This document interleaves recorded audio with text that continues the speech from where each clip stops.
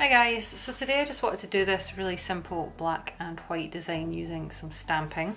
So I have painted my nails white and this is the image plate that I'm using. This is BPL024 and this is the design I'm using. I'm being quite generous with the black polish when I'm applying it because it is quite a large stencil and there's that large area that needs filled with polish obviously as well.